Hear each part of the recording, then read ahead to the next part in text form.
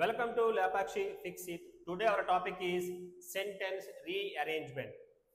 Option check చేద్దాం. ABCD check చేస్తే option ఏలో స్టార్టింగ్ ప్రొవోక్డ్ అన్నాడు అంటే V2 ఫామ్ అవుతుంది.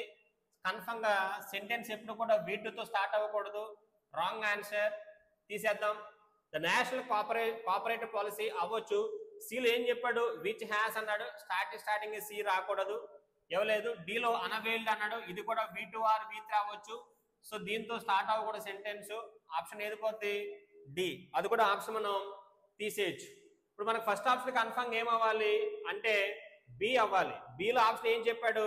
The national cooperative policy 2025 provoked a sharp response from Kerala. ఇక్కడ చూడండి విచ్ అన్నాడు. మన విచ్ ఎవరి కోసం వాడతాం? ప్లేస్. దీని ముందు మనకు కన్ఫర్మ్ ఆన్సర్ ఏం కావాలి? ఒక ప్లేస్ కావాలి. ఇక్కడ ఆన్సర్ చూడండి కేరళ అన్నాడు. అంటే ఇక్కడ ముందు ఆన్సర్ ఏమొచ్చి ఉంటుంది? Kerala which has a long tradition. అంటే మనకు వచ్చే ఆన్సర్ కన్ఫర్మ్ ఆన్సర్ ఏమై ఉండాలి? ఏసీ రావాలి.